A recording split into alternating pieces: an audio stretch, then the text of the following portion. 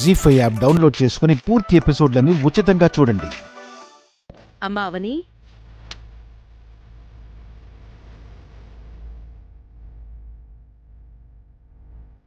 చెప్పండి ఆంటీ. కొన్నిసార్లు కొన్ని విషయాలు ఆత్మీయుల దగ్గర చెప్పడానికి మనసుకి కష్టంగా అనిపిస్తుంది. కానీ పరిస్థితులు చెప్పిస్తూ ఉంటాయి. ఏం జరిగిందంటీ? మాతో పాటు ఫలానా ఫంక్షన్కి వస్తావా అని ఇంతకు ముందు అడిగేవాళ్ళం అమ్మా.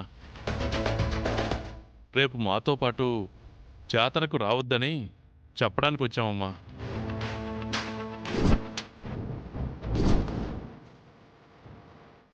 ఎందుకు అంకల్, ఎందుకు రాకూడదు? నేనేమన్నా తప్పు చేశానా? నువ్వు తప్పులు సరిదిద్దేదానివే కానీ తప్పులు చేసేదానివి కాదమ్మా. పోనీ నేను వస్తే అక్కడ నా వల్ల ఏదైనా సమస్య వస్తుందా? ఊరి వాళ్ళందరికీ నేను పరిచయమే కదా. ఎందుకు వద్దంటున్నారో తెలుసుకోవచ్చా? నువ్వు వస్తే మిగిలిన వాళ్ళందరూ రావడానికి ఇష్టం చూపించటం లేదు. మేం కావాలో అవని కావాలో తేల్చుకోమని అడిగారమ్మా. నిహారికను కూడా అడిగి చూసామమ్మా. ఏమంది? గతంలో మీరు ప్రతి పండక్కి తీసుకుని వెళ్ళే ఉంటారు. ఈ ఒక్క పండక్కి ఆగిపోమ్మని మీరు చెప్తే ఈ మాటని కాదనదు, అర్థం చేసుకుంటుంది. అది జరిగింది. ఇది నీ మనసుకు చాలా కష్టంగా ఉంటుందని మాకు తెలుసమ్మా. మేము వాళ్ళని కాదని నిన్ను తీసుకెళ్తే కుటుంబం మొత్తాన్ని ఒకవైపుకు నెట్టేసి అవని నెత్తి మీద పెట్టుకుంటున్నారని అందరి దగ్గర చెడుగా చెప్పుకుంటారమ్మా. కుటుంబం పెద్ద దిక్కులో, కుటుంబం 10 మందిలో నవ్వుల పాలు కాకూడదని సమాజం గురించి భయపడాల్సిన పరిస్థితిలో ఉన్నావమ్మా. దయచేసి మమ్మల్ని అర్థం చేసుకో.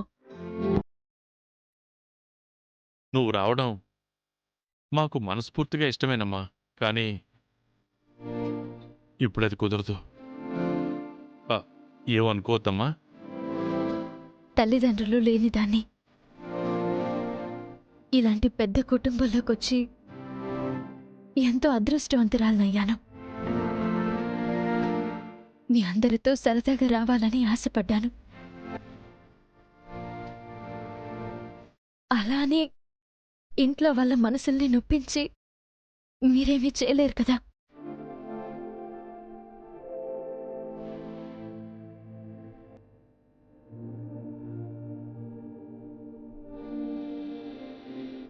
నీ కంట కన్నీరు నేను చూడలేను. బాధపడద్దు.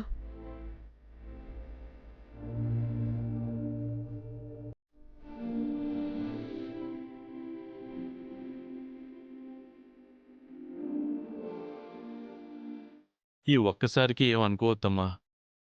మా కోసం ఎంతో చేసిన నిన్ను ఈ రకంగా బాధ పెట్టినందుకు మమ్మల్ని క్షమించమ్మా.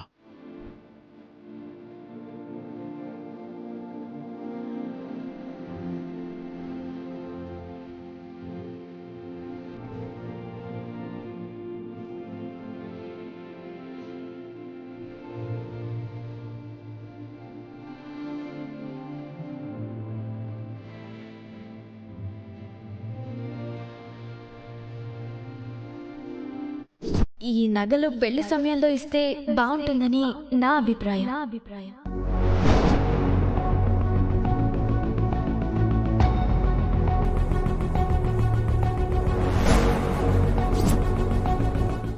నగలు దక్కకుండా చేసినందుకు నిహారిక లావణ్య వాళ్ళతో చేతులు కలిపి ఈ రకంగా ప్లాన్ చేసింది. మేనకోడల్ని, ఈ ఇంటి చిన్న కోడలనైనా నేను నా కుటుంబంతో జాతరకు వెళ్లకుండా ఉండగలనా? భరించగలనా?